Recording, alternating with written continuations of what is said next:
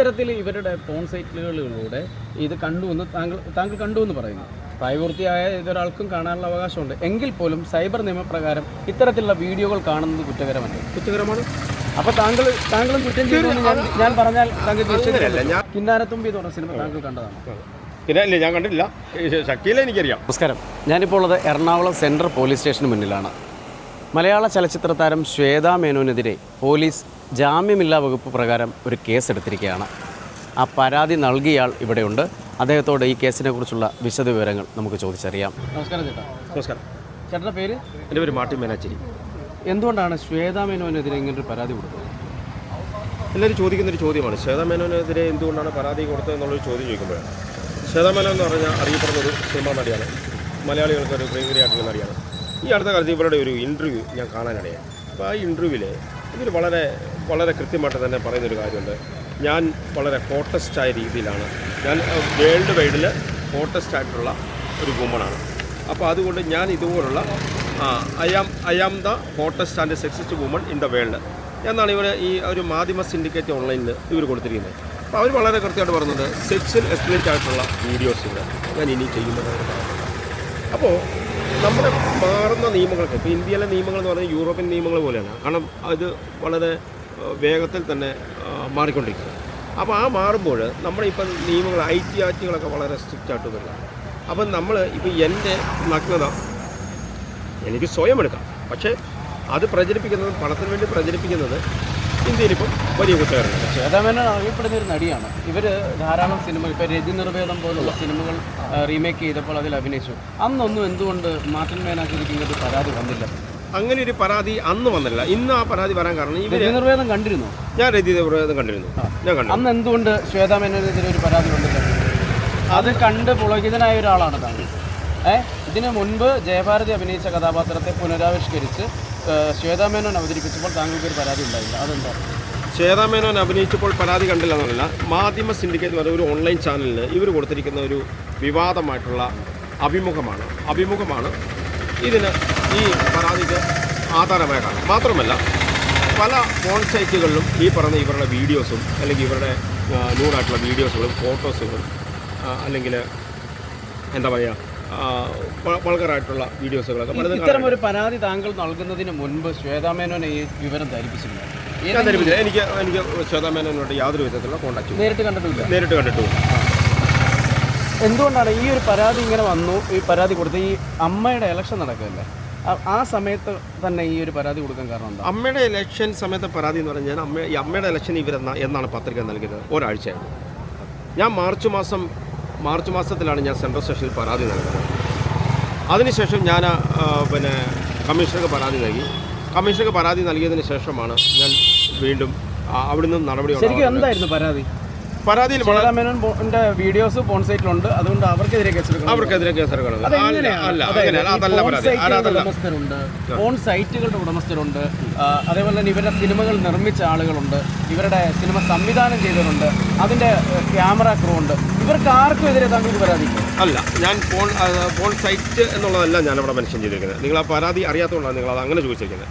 അതായത് അശ്ലീല രംഗങ്ങൾ അഭിനയിച്ച് സോഷ്യൽ മീഡിയ വഴിയും ഫോൺ സൈറ്റുകൾ വഴി പബ്ലിഷ് ചെയ്യുകയും പ്രചരിപ്പിക്കുകയും ചെയ്തു എന്ന് മാത്രമല്ല, വാൾഗറായ സെക്സ് സിനിമ നടിയാണെന്ന് കുപ്രസക്തി ദുരുപയോഗം ചെയ്ത് അവർ കച്ചവടം ചെയ്തു വരുന്നു. അങ്ങനെയാണ് ഞങ്ങളുടെ പരാതി. പക്ഷേ ഇവരാണോ ഈ ഒരു വീഡിയോ പ്രചരിപ്പിക്കുന്നത്? മറ്റ് സൈറ്റ്, അപ്പോൾ ഈ സൈറ്റ് നടത്തുന്ന ആൾക്കാർക്കെതിരെയല്ലേ? ഇപ്പം മലയാളത്തിലെ പ്രമുഖരായിട്ടുള്ള പല നടിമാരുടെയും ചിത്രങ്ങൾ ഇതേപോലെ സൈറ്റുകളിൽ വന്നിട്ടുണ്ട്. അതിനെതിരെ ഒന്നും നിങ്ങൾ പരാതി അല്ല? അങ്ങനെ ഉണ്ടെങ്കിൽ അത് എൻ്റെ ശ്രദ്ധയിൽപ്പെട്ടില്ല. ഇതിനകത്ത് ഫോൺ സ്റ്റാറുകൾ എന്നറിയപ്പെടുന്ന ആളുകളുണ്ട്. ഇപ്പോൾ നമ്മുടെ ഇന്ത്യയിൽ തന്നെ അറിയപ്പെടുന്ന സണ്ണി ലിയോണിനെ പോലെയുള്ള ഫോൺ സ്റ്റാറുകളുണ്ട്. അതിനെ അനുകരിച്ച് മലയാളത്തിൽ നിന്ന് നൂറുകണക്കിന് ആളുകൾ വന്നിട്ടുണ്ട്. നൂറുകണക്കിന് വീഡിയോകൾ ദിവസവും വന്നുകൊണ്ടിരിക്കുന്നു. അതേപോലെ തന്നെ യൂട്യൂബിലടക്കം ഈ വീഡിയോകൾ ചെയ്ത് അതിൽ നിന്ന് പണമുണ്ടാക്കി ജീവിക്കുന്ന നൂറുകണക്കിന് ആളുകൾ നമുക്കിടയിലുണ്ട്. ഇവർക്കെതിരെ ഒന്നും താങ്കൾ പരാതിപ്പെട്ടില്ല. അപ്പോൾ താങ്കൾ ഇത് പ്രശസ്തിക്ക് വേണ്ടിയിട്ടാണോ? ശരിക്കും താങ്കളെ ലോകം അറിയപ്പെടണം, ശ്വേതാ മേനോനിലൂടെ താങ്കളെ ലോകം അറിയപ്പെടണം എന്നുള്ള രീതിയിലാണോ താങ്കൾ പരാതി നൽകിയത്? അങ്ങനെ ഒരു പ്രശസ്തിക്ക് വേണ്ടിയിട്ട് പോകുന്ന ഒരു വ്യക്തിയല്ല ഞാൻ. അത് താങ്കൾ എന്നെക്കുറിച്ച് അന്വേഷിച്ചാൽ അറിയാം. ഞാൻ ഏതെങ്കിലും തരത്തിലുള്ള ഒരു പബ്ലിസിറ്റിക്ക് വേണ്ടിയിട്ട് പ്രവർത്തിക്കുന്ന ഒരാളുമല്ല. എന്നെ സംബന്ധിച്ച് ഈ ശ്വേതാ മേനോൻ്റെ ഒരു മീഡിയയ്ക്ക് കൊടുത്തിരിക്കുന്ന ഒരു ഇൻ്റർവ്യൂ ആണ് എന്നെ ഇത്തരത്തിലുള്ള ഒരു പരാതിയായിട്ട്. 100 കണക്കിന് ഇൻ്റർവ്യൂകൾ 100,000 ഓൺലൈൻ ചാനലുകളിൽ ദിവസവും വന്നപ്പോൾ ശ്വേതാ മേനോനെ മാത്രം താങ്കൾ എന്തുകൊണ്ട് ടാർഗറ്റ് ചെയ്തു? ശ്വേതാ മേനോൻ എന്ന് പറയുന്നത് എന്താണ്, നമ്മുടെ ഒരു സമൂഹത്തിൽ അറിയപ്പെടുന്ന ഒരു നടിയാണ്. അപ്പോൾ ഒരു ആളുകൾക്ക് മാതൃകയാവേണ്ട ഒരാൾ ഇങ്ങനെ ഒരു രീതിയിലുള്ള പിന്നെ ഒരു അഭിമുഖം ആണ് എന്നെ ഒരു പരാതിക്ക്. അതായത് താൻ ഇനിയും ഇത്തരമുള്ള വേഷങ്ങളിൽ അഭിനയിക്കും എന്ന് പറഞ്ഞത് മാത്രമേ ചെയ്തിട്ടുള്ളൂ. അതായത് പണം ലഭിച്ചു കഴിഞ്ഞാൽ ഞാൻ ഇത്തരം വേഷങ്ങളിൽ അഭിനയിക്കുമെന്ന് അവർ പറഞ്ഞു. ഇത്തരത്തിൽ ഇപ്പോൾ ലിപ് ലോക്ക് കിസ് ചെയ്യുന്ന മലയാള നടന്മാരും നടിമാരും ഇല്ലേ? ഇപ്പോൾ ഈ അടുത്തിടെ ഇറങ്ങിയ മിക്ക സിനിമകളിലും ലിപ് ലോക്ക് കിസ് ഉണ്ട്. അത് കണ്ടിട്ട് ഒന്നും തോന്നിയിട്ടില്ല. ഞാനത് അതെൻ്റെ ശ്രദ്ധയിൽപ്പെട്ടിട്ടില്ല. ഇനിയിപ്പം എങ്ങനെയാണ് ഈ കേസുമായിട്ട്? ഇപ്പം ഈ വിവരം ലോകം മുഴുവൻ അറിഞ്ഞിരിക്കുകയാണ്. മാർട്ടിൻ മേനാശ്ശേരി എന്ന് പറഞ്ഞ ഒരാൾ ശ്വേതാ മേനോനെതിരെ ഒരു പരാതി നൽകി പോലീസ് കേസിൽ അത് ജാമ്യമില്ലാ വകുപ്പ് പ്രകാരം സൈബർ കുറ്റങ്ങൾ ഉൾപ്പെടുത്തിയാണ് കേസെടുത്തിരിക്കുന്നത്. അപ്പോൾ ഇനി എങ്ങനെയാണ് ഈ കേസ് മുന്നോട്ട്? കേസ് എന്ന് പറഞ്ഞാൽ ഇനിയിപ്പോൾ കോടതിയിൽ നിന്ന് പോലീസ് അന്വേഷണത്തിന് വേണ്ടി ഇവിടെ കൊടുത്തിരിക്കുകയാണ്. ഇവിടെ FIR ഇട്ടു. ഇനി ഫർദർ എന്ന് പറഞ്ഞാൽ ബന്ധപ്പെട്ട എവിഡൻസുകൾ നമ്മളും കൊടുക്കും. പോലീസ് അതിൻ്റെ അന്വേഷണം ആരംഭിക്കും. ഇതാണ് അതിൻ്റെ പ്രൊസീജിയർ. ശരിക്കും താങ്കൾ ആരാണ്? താങ്കൾ ഏത് മേഖലയിൽ പ്രവർത്തിക്കും? ഞാനൊരു പൊതുപ്രവർത്തകനാണ്. ഏതെങ്കിലും ഒരു രാഷ്ട്രീയ കക്ഷിയുടെ ആളാണ്? ഞാനൊരു രാഷ്ട്രീയ പാർട്ടിയുടെ ആളാണ്. പിന്നെ എന്ത് ധൈര്യത്തിലാണ് ഇത്തരത്തിലൊരു പരാതി? അതിന് ധൈര്യത്തിൻ്റെ ആവശ്യമില്ലല്ലോ. ഇവിടെ ഒരു സാധാരണക്കാരനായിട്ടുള്ള ഏതൊരു ഇന്ത്യ പൗരനും സമൂഹത്തിൽ നടമാടുന്ന ഏതൊരു അനീതിക്കെതിരെയും പോരാടാൻ ഒരു ഇന്ത്യ പൗരനായിട്ടുള്ള ഏതൊരാൾക്കും പറ്റും. താങ്കൾ എഴുതിക്കുന്ന ഇപ്പോൾ FIR-ന്റെ കോപ്പിയാണ്? FIR-ന്റെ കോപ്പിയുണ്ട്, പരാതിയുടെ കോപ്പിയാണ്, പെറ്റീഷൻ്റെ കോപ്പിയും FIR-ന്റെ കോപ്പിയും. പോലീസിന്റെ ഭാഗത്ത് നിന്ന് താങ്കൾ ഇത്തരം ഒരു പരാതി നൽകിയപ്പോൾ പിന്തിരിപ്പിക്കാൻ എന്തെങ്കിലും ഒരു ശ്രമം ഉണ്ടായി? പിന്തിരിപ്പിക്കാൻ ശ്രമം ഉണ്ടായെന്നുള്ളതല്ല, പിന്നെ അവർക്ക് ആ കേസെടുക്കാണ്ട് എന്നോട് വൈമുഖ്യം കാണിച്ചു. ഇതിപ്പോൾ ഇപ്പോഴും പോലീസ് അത് കോടതിയുടെ എന്തെങ്കിലും നിർദ്ദേശപ്രകാരമാണ്? കോടതിയുടെ നിർദ്ദേശപ്രകാരമാണ് ഇവിടെ. ഹൈക്കോടതിയാണ് ഓർഡർ ഇട്ടിരിക്കുന്നത്? അല്ല, CJM കോടതി. അതായത് താങ്കൾ പോലീസിന് ഒരു പരാതി നൽകുന്നു. ഈ പരാതി സ്വീകരിച്ച ശേഷം ഈ കേസുമായി ബന്ധപ്പെട്ട ഒരു കാര്യങ്ങളും പോലീസ് ചെയ്യുന്നില്ല. അപ്പോൾ താങ്കൾ കോടതി സമീപിച്ചു. വക്കീൽ മുഖേന കോടതി സമീപിച്ചു. അപ്പം ഈ ഒരു വിഷയമായിട്ട് നമ്മൾ വക്കീൽ എന്താ നിങ്ങളോട് പറഞ്ഞത്? സാധ്യത ഉണ്ടോ ഇതൊരു? അതിന് നിയമപരമായി സാധ്യത ഉള്ളതുകൊണ്ടാണല്ലോ കോടതിയിലോട്ട് പോയത്. നിയമപരമായ സാധ്യത ഉള്ളതുകൊണ്ട് കോടതി പോവുകയും ചെയ്തു. പിന്നെ കോടതി ആ വിഷയത്തെക്കുറിച്ച് പഠിച്ചതിന് ശേഷം പോലീസിനോട് റിപ്പോർട്ട് തേടിയതിന് ശേഷമാണ് കേസെടുത്തത്. ആ സമയത്ത് ഇപ്പോൾ കോടതി റിപ്പോർട്ട് ചെയ്യുമ്പോൾ പോലീസ് സ്വമേധയാ ഇതിൻ്റെ കാര്യങ്ങളിലേക്ക് കടന്നു അല്ലേ? അതായത് ഞാൻ കൊടുത്തിരിക്കുന്ന പരാതിയിന്മേൽ ഇപ്പം നമ്മൾ ഇതിനകത്ത് പറഞ്ഞ് ഞാൻ ഇന്ന ദിവസങ്ങളിൽ പരാതി കൊടുത്തിട്ടുണ്ടെന്ന് ഇതിനകത്ത് മെൻഷൻ ചെയ്തിട്ടുണ്ട് എൻ്റെ പരാതിയിൽ. ആദ്യമേ നടപടി എടുത്തില്ല. അപ്പോൾ സ്വാഭാവികമായിട്ട് പോലീസിനോട് റിപ്പോർട്ട് തേടി 4-ാം തീയതി റിപ്പോർട്ട് കൊടുത്തു. ആ റിപ്പോർട്ടിൻ്റെ അടിസ്ഥാനത്തിലാണ് ഈ കേസിൽ FIR. ഇത്തരത്തിൽ താങ്കൾ ധൈര്യമുണ്ടെന്ന് പറയുന്നു, താങ്കൾ പൊതുപ്രവർത്തനാണെന്ന് പറയുന്നു, താങ്കൾ പല കാര്യങ്ങളിൽ ഇടപെട്ടിട്ടുള്ള ആളാണെന്ന് പറയുന്നു. അപ്പോൾ എങ്കിലും ചോദിക്കുകയാണ്, താങ്കൾക്ക് പിന്നിൽ ഏത് സൂപ്പർ താരമാണുള്ളത്? സിനിമാ താരമാണോ, ഏതെങ്കിലും ഒരു പൊളിറ്റീഷ്യനാണോ? ശ്വേതാ മേനോൻ എന്ന് പറയുന്ന ഒരു നടിയെ മലയാളത്തിൽ വർഷങ്ങളായിട്ട് നിരവധി സിനിമകളിൽ അഭിനയിച്ചിട്ടുള്ള, നല്ലതും പല രീതിയിലുള്ള മോട്ടിവേഷൻ പകരുന്ന സീനുകളിൽ സഹിതം അഭിനയിച്ചിട്ടുണ്ട്. എങ്കിൽ അത്യാവശ്യം ഇണചേരുന്ന അത്തരത്തിലുള്ള വേഷങ്ങളും അഭിനയിച്ചിട്ടുള്ള ശ്വേതാ മേനോനെ മാത്രം താങ്കൾ എന്തുകൊണ്ട് ടാർഗറ്റ് ചെയ്യും? അത് സാറിൻ്റെ പേര്? എൻ്റെ പേര് ആൻഡേഴ്സൺ. സാറേ, അത് നിങ്ങൾ ചോദിച്ച ചോദ്യത്തിലേക്ക് ഞാൻ പറഞ്ഞത്, എന്നെ ഏതെങ്കിലും ഒരു പൊളിറ്റീഷ്യനോ എനിക്ക് ഏതെങ്കിലും സൂപ്പർ താരങ്ങളോ അല്ലെങ്കിൽ അതിന് താഴെയുള്ള ഒരു സാധാരണ നടന്മാരുമായിട്ട് പോലും എനിക്ക് പേഴ്സണലി ഒരു ബന്ധമോ അവരുമായിട്ട് കോൺടാക്റ്റോ അവരുമായിട്ടുള്ള നമ്പറോ എൻ്റെ ഇല്ല. ശ്വേതാ മേനോനെതിരെ ശക്തമായിട്ട് നിയമ നടപടിയായിട്ട് പോകാനാണ് തീരുമാനം. അങ്ങനെയെങ്കിൽ മലയാളത്തിൽ സിനിമകളിൽ അഭിനയിച്ചിട്ടുള്ളവർ ഉള്ള ആളുകൾ, പോൺ സ്റ്റാറുകൾ, ഇവർക്കെതിരെയും താങ്കൾ തീർച്ചയായിട്ടും എൻ്റെ ശ്രദ്ധപ്പെട്ടാൽ ഞാൻ നിയമ നടപടിയാണ്. ഇതിൽപ്പെടാനെന്താ? താങ്കൾ സോഷ്യൽ മീഡിയ ഉപയോഗിക്കുന്ന ആളല്ലോ. ഈ സോഷ്യൽ മീഡിയയിൽ നിറച്ച് paid video call, paid porn video call എന്നൊക്കെ പറഞ്ഞിട്ട് ഒരുപാട് ഇത് വരുന്നുണ്ട്. ലൊക്കാൻ്റെ പോലെ സൈറ്റുകളിൽ ആയിരക്കണക്കിന് നമ്പറുകൾ കൊടുത്തിട്ട് പേഴ്സണലായിട്ട് സെക്സ് വർക്ക് ചെയ്യുന്ന 100 കണക്കിന് ആളുകളുണ്ട് ഇവിടെ. ഇതൊന്നും താങ്കളുടെ ശ്രദ്ധയിൽപ്പെട്ടിട്ടില്ല? അത് എൻ്റെ ശ്രദ്ധയിൽപ്പെട്ടിട്ടില്ല. അത് തീർച്ചയായിട്ടും ഞാനത് ശ്രദ്ധിക്കുന്നതാണ്. ഞാനത് എൻ്റെ ശ്രദ്ധയിൽപ്പെട്ടിട്ടില്ല. കാരണം ഇവിടുത്തെ കോളേജ് കുട്ടികൾ മുതൽ പഠനത്തിനെത്തുന്ന കുട്ടികൾ മുതൽ പല വീട്ടമ്മമാർ, പല രീതിയിലുള്ള ആളുകൾ, പുറത്തുനിന്ന് ജോലി തേടി എത്തുന്ന ആൾ അങ്ങനെയൊക്കെ ഉള്ളവരിവിടെ സെക്സ് വർക്കിൽ ഏർപ്പെടുന്നതായിട്ട് സോഷ്യൽ മീഡിയ വഴി അറിയാൻ കഴിഞ്ഞിട്ട് നിരവധി കേസുകൾ എടുക്കുന്നുണ്ട്. കേസുകളും റെയ്ഡുകളും ഒരു പ്രഹസനമാണെന്ന് തോന്നിയിട്ടുണ്ട്. തീർച്ചയായും അതിനെക്കുറിച്ചൊന്ന് പറയാമോ? അല്ല, ഇതിനകത്ത് നമ്മുടെ ഈ കൊച്ചിയിൽ നടക്കുന്ന കഴിഞ്ഞ ദിവസങ്ങളിൽ തന്നെ ഒരു അക്ബർ അലി എന്ന് പറയുന്ന ഒരാളെ പോലീസ് സൗത്തിൽ നിന്ന് അറസ്റ്റ് ചെയ്തു. ഈ അറസ്റ്റ് ചെയ്തതിൽ ഈ അക്ബർ അലി ചെയ്തൊരു പരിപാടി എന്ന് പറഞ്ഞാൽ ഈ പറയുന്ന പെൺകുട്ടികളെ പ്രണയം നടിച്ച് കൊണ്ടുവരികയും ഇവർക്ക് മയക്കുമരുന്ന് കൊടുക്കുകയും അല്ലെങ്കിൽ MDMA കൊടുക്കുകയും എന്നിട്ട് അവരെ ട്രാഫിക് കൊടുക്കുകയും ഈ പറഞ്ഞ പോലെ സെക്സ് വർക്കിന് വേണ്ടിയിട്ട് ഉപയോഗിച്ചതായിട്ട് ഇങ്ങനൊരു വാർത്ത കൊടുക്കും. അതിൽ അറസ്റ്റ് ചെയ്യുകയും ഇവൻ്റെ കയ്യിൽ നിന്ന് തന്നെ MDMA അടക്കമുള്ള മയക്കുമരുന്ന് വസ്തുക്കൾ പിടിച്ചെടുക്കുകയും ചെയ്തിട്ടുണ്ട്. അതോ പോലീസാണ് പിടിച്ചിരിക്കുന്നത്. മറ്റേ കമ്മീഷണർ സ്ക്വാഡാണ് പിടിച്ചത്. അപ്പോൾ ഇത്തരത്തിലുള്ള സംഭവങ്ങൾ നിരവധിയായിട്ടുണ്ട്. ഇപ്പോൾ പല ഫ്ലാറ്റുകളും കേന്ദ്രീകരിച്ച് ഇങ്ങനെയുള്ള സംഭവങ്ങൾ നടക്കുന്നുണ്ട്. അപ്പോൾ ഇതൊക്കെ ചുരുക്കം പറഞ്ഞാൽ കേരളത്തിലെ യുവാക്കളും യുവതികളും ഇപ്പോഴത്തെ വിദ്യാർത്ഥികളടക്കം ലഹരിയുടെ പിടിയിലാണ്. അതിനെതിരെ താങ്കൾ എന്ത് ചെയ്തിട്ടുണ്ട്? അല്ല, ഞാൻ പറഞ്ഞു എൻ്റെ ശ്രദ്ധയിൽപ്പെട്ട കാര്യങ്ങളിൽ ഞാൻ 25ഓളം കേസുകളിൽ ഇടപെട്ടിട്ടുണ്ട്. ആ ബന്ധപ്പെട്ട പ്രതികളെ പിന്നെ എക്സൈസ് അല്ലെങ്കിൽ പോലീസ് അറസ്റ്റ് ചെയ്തിട്ടുമാണ്. തുടർന്നും ഇത്തരത്തിലുള്ള കാര്യങ്ങളുമായിട്ട് മുന്നോട്ട് പോകും. തീർച്ചയായിട്ടും. ആരെയും ഭയക്കുന്നില്ല. നമ്മളെന്തിനാണ് ഭയക്കുന്നത്? നമ്മൾ പാഞ്ചേരിയിലാണ്, നമ്മൾ ആരെ ഭയക്കണം? താങ്കൾ തുറന്ന് പറയുന്നുണ്ട് താങ്കൾക്ക് പിന്നിൽ ആരുമില്ല എന്നുള്ളത്. തീർച്ചയായിട്ടും അങ്ങനെ തന്നെ ആയിരിക്കും. താങ്കൾക്ക് എങ്ങനെ വേണമെങ്കിലും പരിശോധിക്കാം. അതായത് ഇപ്പം എൻ്റെ ഫോൺ കോളുകളോ അല്ലെങ്കിൽ എന്തെങ്കിലും തരത്തിലുള്ള മെസ്സേജുകളോ നിങ്ങൾക്ക് എന്തെങ്കിലും അത് ക്ലബ് ചെയ്യാൻ പറ്റുന്ന ഏതെങ്കിലും സിനിമാ നടന്മാരായിരുന്നു ഓക്കെ എനിക്ക് എന്ത് ബന്ധമുണ്ടോ നിങ്ങൾക്ക് ഇപ്പോൾ ശ്വേതാ മേനോനെതിരെ പരാതി നൽകി അതിൻ്റെ എഫ്ഐആറിൻ്റെ കോപ്പിയുമായിട്ട് താങ്കൾ ഇങ്ങനെ നിവർന്നു നിൽക്കുകയാണ്. താങ്കൾ നിരവധി മാധ്യമങ്ങൾ സമീപിക്കുന്നു, അതിന് മറുപടി കൊടുത്തുകൊണ്ടിരിക്കുന്നു. ഇനി മാധ്യമ ചർച്ചകളുടെ ഭാഗമായിട്ട് മാർട്ടിൻ മേനാശ്ശേരി മാറും. ഏതെങ്കിലും ചലച്ചിത്ര താരങ്ങളായിട്ടുള്ള വനിതാ താരങ്ങൾ താങ്കളെ സമീപിക്കുകയോ ഇത്തരത്തിൽ പരാതി നൽകണമെന്ന് പറയുക, അങ്ങനെ എന്തെങ്കിലും ഇടപെടലുകൾ ഉണ്ടായിട്ടുണ്ട്? അല്ല, ഇപ്പോൾ സാറ് ചോദിച്ച പോലെ തന്നെ ഇപ്പോൾ ഇതിനകത്ത് സിനിമാ മേഖലയിലുള്ള ആരുമായിട്ട് തന്നെ എനിക്ക് ബന്ധങ്ങളില്ല. അല്ലെങ്കിൽ നിങ്ങൾ പറയുന്ന പിന്നെ സ്ത്രീ കഥാപാത്രങ്ങളുമായിട്ടോ അല്ലെങ്കിൽ ഈ പറയുന്ന സിനിമ നടന്മാരുമായിട്ടോ എനിക്ക് അങ്ങനെയുള്ള ഒരാളുമായിട്ട് പോലും എനിക്ക് ഈ സിനിമയിൽ കൂടെ കണ്ടിട്ടുള്ളതല്ലാണ്ട് ഇവരെ നേരിട്ട് ഞാൻ കണ്ടിട്ടില്ല. ഇത്തരത്തിൽ ഇവരുടെ ഫോൺ സൈറ്റുകളിലൂടെ ഇത് കണ്ടുവെന്ന് താങ്കൾ കണ്ടുവെന്ന് പറയുന്നു. പ്രായപൂർത്തിയായ ഏതൊരാൾക്കും കാണാനുള്ള അവകാശമുണ്ട്. എങ്കിൽ പോലും സൈബർ നിയമപ്രകാരം ഇത്തരത്തിലുള്ള വീഡിയോകൾ കാണുന്നത് കുറ്റകരമാണ്. അപ്പോൾ താങ്കളും കുറ്റം ചെയ്യുമെന്ന് ഞാൻ പറഞ്ഞാൽ താങ്കൾ ശ്വേതാ മേനോന്റെ വീഡിയോ താങ്കൾ ഫോൺ സൈറ്റിൽ കണ്ടു എന്ന് പറയുന്നു. ഫോൺ സൈറ്റുകൾ കാണുന്നത് നിയമപ്രകാരം കുറ്റകരമാണെങ്കിൽ താങ്കളും കുറ്റം ചെയ്താണല്ലോ. അല്ല, അത് അങ്ങനെ പറയുമ്പോൾ നമ്മൾ ഒരു കൃത്യത്തെക്കുറിച്ച് നമ്മളറിയാം, ഒരാൾ നമ്മളോട് പറയാം അപ്പോൾ സാർ ഒരു കുറ്റകൃത്യം ചെയ്യും, അത് ശരിയാണോ അല്ലയോ എന്ന് നമ്മൾ സാറിനെ കുറിച്ച് നമ്മളത് അന്വേഷിക്കണം. ഇത്തരത്തിൽ പോകുന്ന ഇത് നിങ്ങൾക്ക് എങ്ങനെയാണ് വിവരം കിട്ടിയത്? ഇങ്ങനെ പരാതി നൽകണമെന്നൊരു ഇതിലേക്ക് അല്ല, ഇവരുടെ ഒരു അഭിമുഖമാണ് എന്നെ ഇതിൽ കൊണ്ട് എത്തിച്ചത്.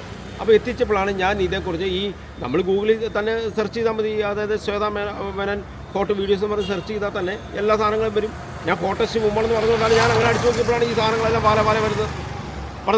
അപ്പം സാധാരണയായി നമ്മൾ ഇൻ്റർവ്യൂസിലൊക്കെ കണ്ടിട്ടുണ്ട്, TV ഷോകളിലൊക്കെ കണ്ടിട്ടുണ്ട്, ശ്വേതാ മേനോൻ വളരെ സൗഹൃദപരമായി ഇടപെടുന്ന ഒരു പ്രായത്തിൽ മുതിർന്നവരായാലും ഇവർ ഓടി വന്ന് അവരുടെ സ്നേഹത്തോടെ കാണുകയും അവരെ ഹഗ് ചെയ്യുകയും തൻ്റെ കൂട്ടത്തിൽ ഒരാളെ പോലെ കണ്ട് ഒരുമിച്ച് നടക്കുന്ന അത്രയും സ്നേഹമായിട്ട് പെരുമാറുന്ന ഒരാൾ അറിഞ്ഞുകൊണ്ട് ഇങ്ങനൊരു തെറ്റ് ചെയ്തു എന്ന് നിങ്ങൾ കരുതുന്നുണ്ടോ? ശ്വേതാ മേനോൻ മനഃപൂർവ്വം ഫോൺ സൈറ്റുകളിലേക്ക് അവരുടെ നഗ്നതാ പ്രദർശനം നടത്തിയെന്ന് നിങ്ങൾക്ക് പറയാൻ പറ്റില്ല. അല്ല, അങ്ങനെ ഉണ്ടെങ്കിൽ അത് പോലീസ് അന്വേഷണത്തിലാണ്.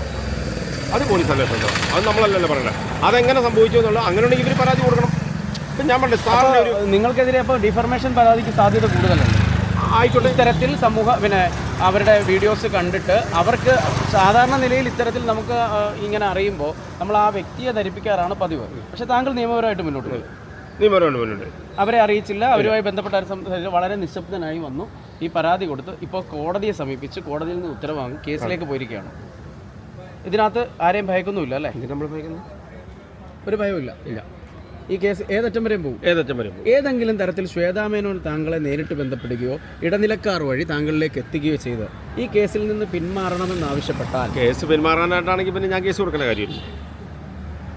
അങ്ങനെ ഉണ്ടെങ്കിൽ ഞാൻ കേസ് കൊടുക്കുന്നത് ഞാൻ നിങ്ങൾക്കെതിരെ കേസ് കൊടുത്തെന്ന് പറഞ്ഞിട്ട് പോലീസ് സ്റ്റേഷൻ കേസ് കൊടുത്തെന്ന് പറഞ്ഞ് മാത്രം ചെന്നാൽ പോലെ. കാരണം ഇപ്പോൾ ദൃശ്യമാധ്യമങ്ങളിലൂടെ സോഷ്യൽ മീഡിയയിലൂടെ മാർട്ടിൻ മേനാശ്ശേരി എന്നൊരാൾ ശ്വേതാ മേനോനെ തകർക്കാൻ ശ്രമിക്കുന്നു എന്ന് പറഞ്ഞ ആരോപണങ്ങളൊക്കെ വന്നിട്ടുണ്ടോ? അപ്പോൾ ഇതൊക്കെ അറിയുന്നുണ്ടോ? തീർച്ചയായിട്ടും എല്ലാം അറിയുന്നുണ്ട്.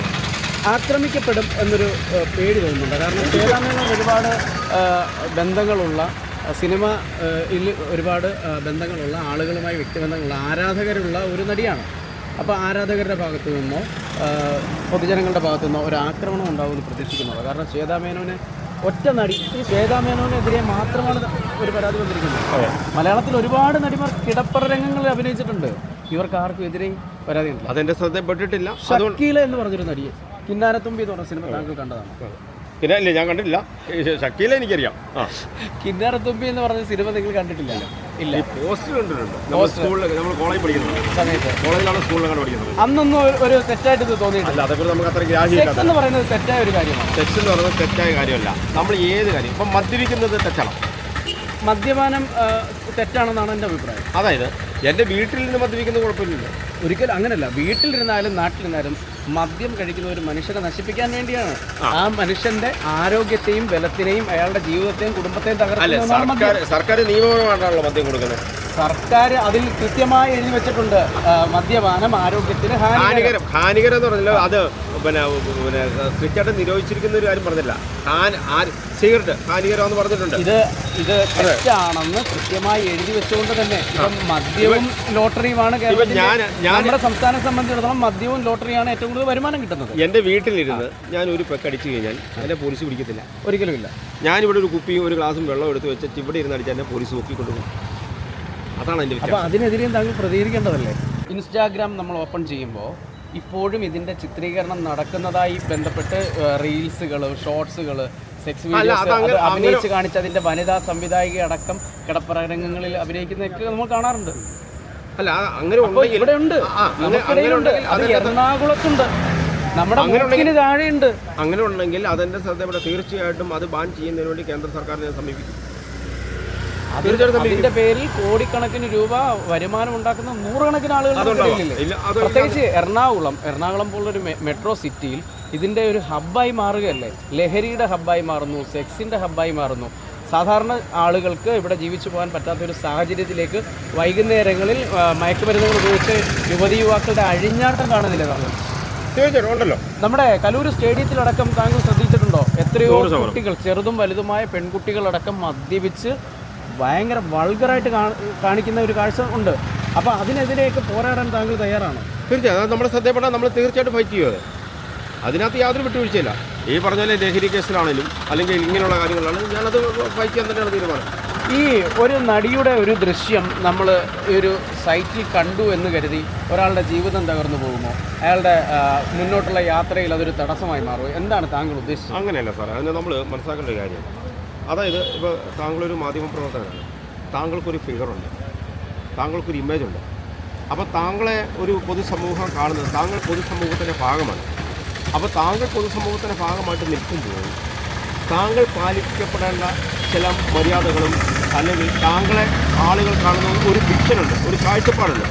ആ കാഴ്ചപ്പാടിന് വിപരീതമായിട്ടാണ് നിങ്ങളുടെ പെരുമാറ്റമെങ്കിൽ നമുക്കത് ഉൾക്കൊള്ളാൻ ബുദ്ധിമുട്ടായിരിക്കും. ഇപ്പോൾ താങ്കൾ മാധ്യമപ്രവർത്തകനാണ്. താങ്കൾ ഇന്ന് എൻ്റെ വിഷ്വൽസ് കംപ്ലീറ്റ് എടുത്തു.